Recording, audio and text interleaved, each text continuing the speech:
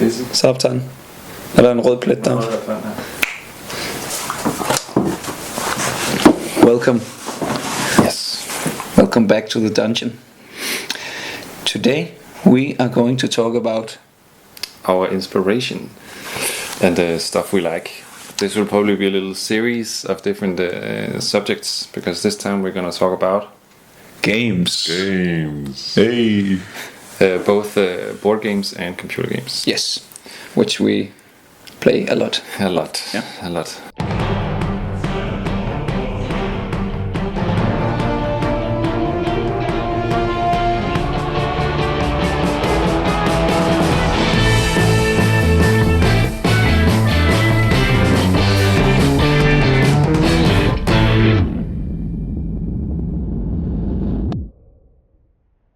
Right now, there are two games I'm very crazy about, and I play a lot, and I know you also play a lot. Super Smash Bros. And The Witcher 3. Yeah. Why do you really like The Witcher, Mikkel? It's Why that game? I think it's just All the games in the world. if you have to play a good RPG game. Yeah. I think The Witcher has a really, really good story, and in this specific version, I think it just goes in and touches your feelings as well. When romantic heart. Of course, in The Witcher, it's really cool how there's always a consequence with what you do, and you can really feel bad about your decision, and you can also feel like you're a part of this big journey where the landscapes just really makes you feel like a part of this other world. I really like that game. Yeah. I think it's really cool how much work they put into the world and the nature, and how you really, when I play it, it really feels like it's a world that's living. I remember I was riding on my horse from the nature, Roach, and then I was going, whoa there, I was going towards the city, and then slowly the nature changed and it became more cultivated, and there became more and more farmers, and people started looking a little bit more tight, and I thought that was a really cool change. And also how the nature, the weather also affects the trees started shaking, and you can I remember I was standing on a hill, and then the sun was nice and it was getting early morning, but then the light just felt weird, and when I turned around there was this big storm just sort of rolling over the hills. So nice. And it feels really it's a really good mood. So I think it sets up the world in a really cool way, where you sort of feel like you have your own adventures in this very alive world. And then also, as you say, that everything is sort of grey. It's not when you have a mission, it's not always easy to know what's the good choice. Wind's howling. The wind's howling. Storm is approaching. So yeah, I think that one is really cool. Definitely check that out for sure. What has been the coolest quest for you in that game so far? Because all the side quests are just so cool. I think there's so many nice a lot of good ones. Stories. I think I went with Jennifer on one.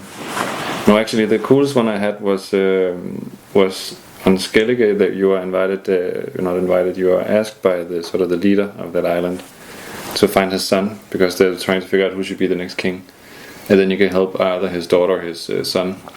And then I went looking for the son, who was sailed out to slay a giant. And the whole trip out there, because I couldn't fast travel, so I had to sail all the way, and I entered this island where you can hear there were sounds with big footsteps and harpies flying around. You had to sneak around and search for clues and stuff. I think that one was really, it had a really good sort of development of, you sort of figure out, whoa, this is bigger than I thought. Yeah, I thought that was really cool. I went with Trish. Yeah, she was just too lovely. Yeah, for now. Yeah. But what other games do you feel very inspired by? Well, Super Smash Bros.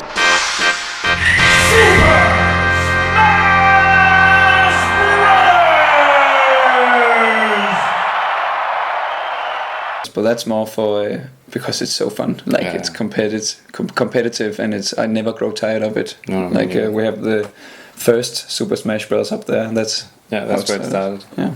I really like that it's competitive scene, but it's I'm studying it a lot right now. Too much maybe, looking at the forums. I think it's great. It's always today when you taught me how Jigglypuff could destroy the shield. I was like, wow, whoa, whoa there. But I really think it's cool how I really like that it's competitive, but it's hard to be when you go into the competitive scene of some other games where it's like cool guys in armor and like sexy ladies and that kind of stuff. And then here it's more like animals and pink stuff and like princesses throwing plants at you and stuff.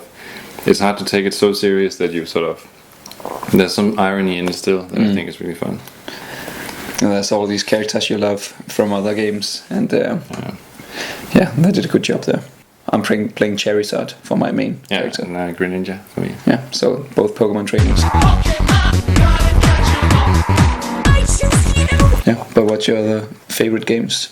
I think when I was little I played Final Fantasy a lot, and that one is still sort of like close to the heart, especially 7 and 8. I think I played 8 the most though, because I was in the right sort of teenage age when I started that, and it's so much a story about like a high school romance and stuff like that, and that just hit perfect where I was like, I'm just like him. That kind of stuff.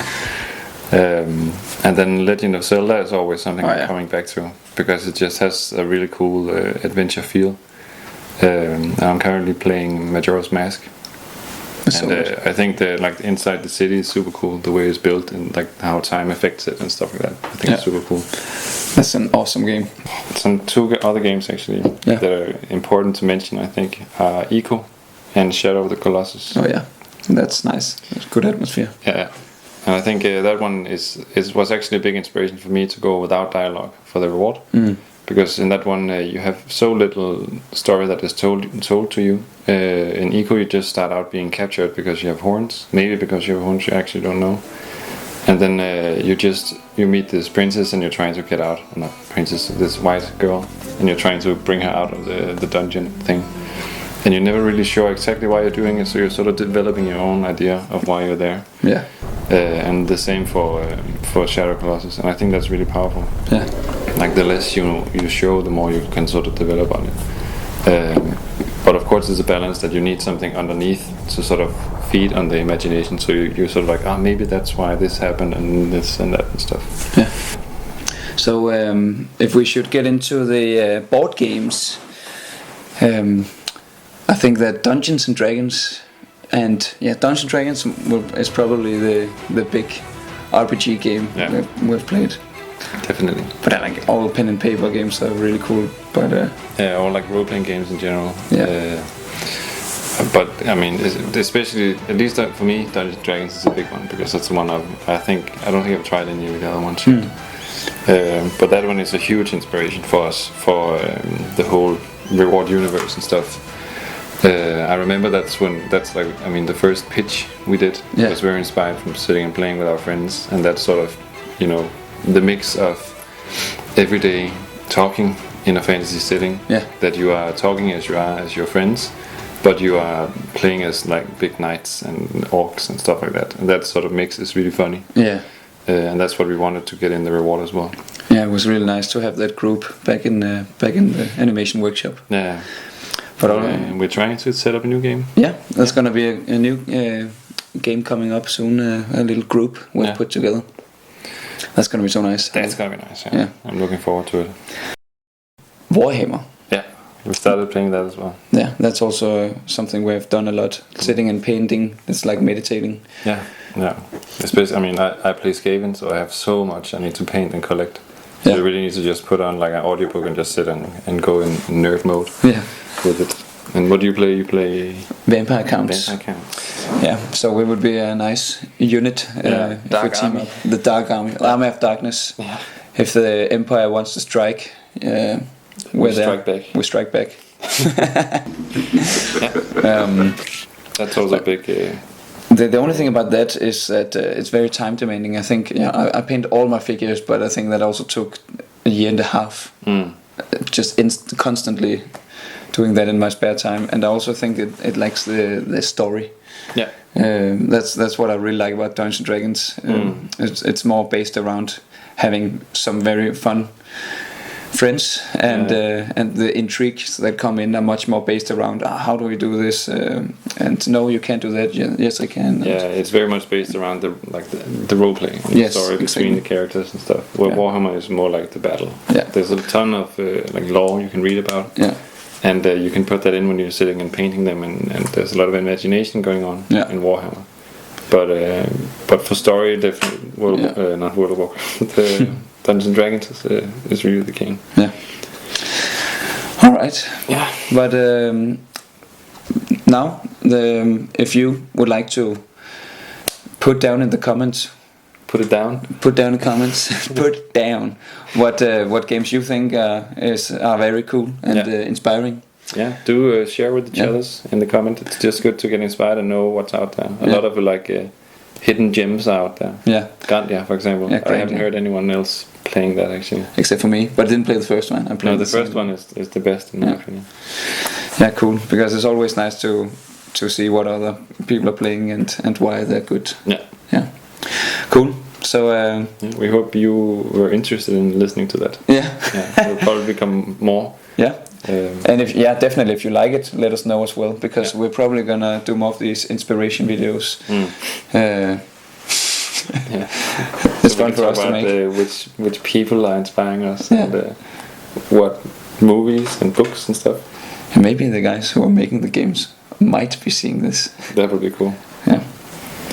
Anyways, thanks for watching, and stay strong. Until next time. See you in the dungeon.